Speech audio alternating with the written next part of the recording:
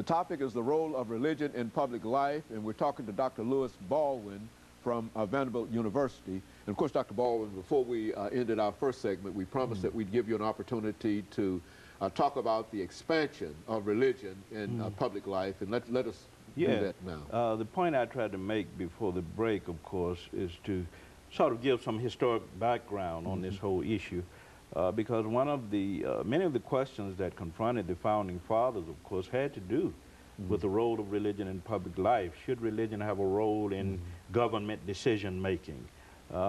Should morality have a role in democratic lawmaking? These are the kinds of questions that were raised at that time. Interestingly enough, during the civil rights movement, many of the same kinds of questions were raised as Dr. King, Martin Luther King Jr. and others put religion to the service of their struggle for equal rights and economic justice and peace.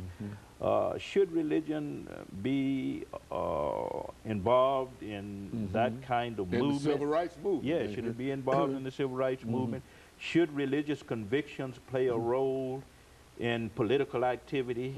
These are kinds of questions that Dr. King confronted. And interestingly enough, he was able to combine moral religious convictions with political activity as he put the church at the center of the civil rights movement.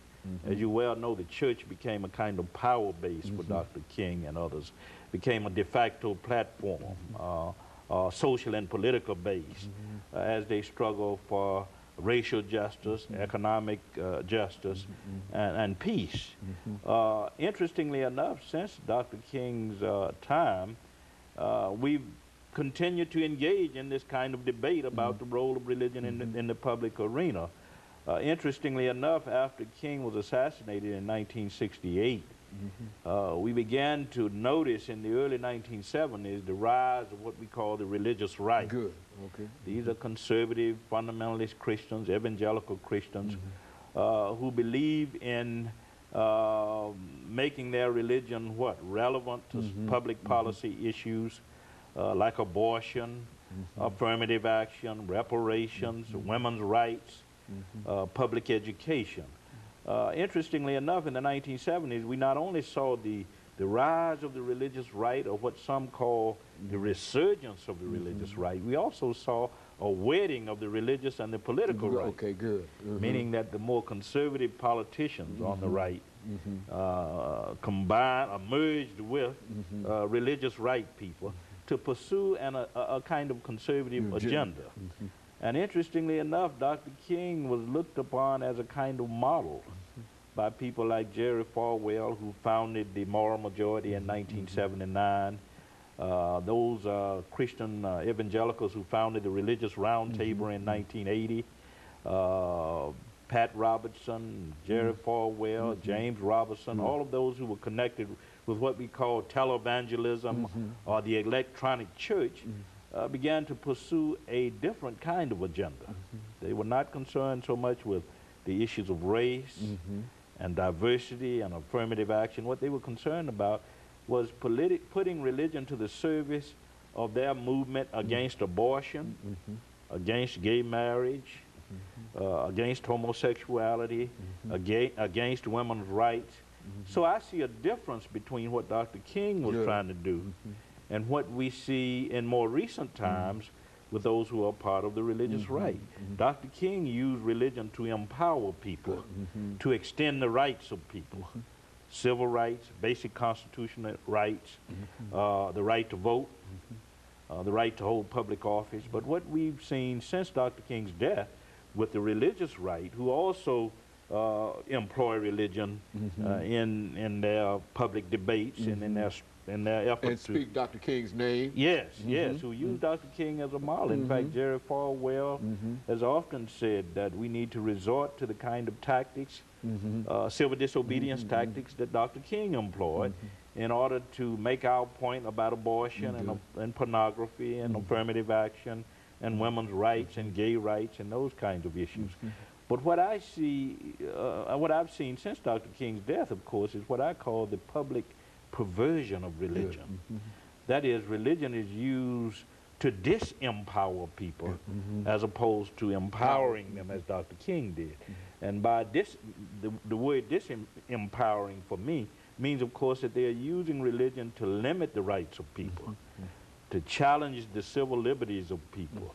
For an example, if we can put our religion to the service of the anti-abortion movement, it means that women won't have the right to make decisions about, you know, abortion, about their own life, as they do. Yes, that women won't have the final decisions about what role they should play in public life, in the church, in ministry. That's disempowerment. Exactly. And I think Dr. King was concerned about employing religion as a way of empowering people.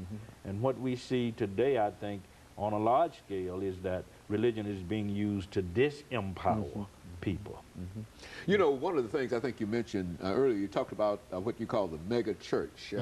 What is this organization? Well, the mega church phenomenon has developed over the last half century. Certainly, when we speak of the mega church, we're talking about those churches, some scholars would say, that consist of 5,000 or more members. We know about Eddie Long's church in Georgia. We know about Paul Morton's church. We know about Creflo Dollar. We know about T.D. Jakes. These are known as mega church pastors and also televangelists.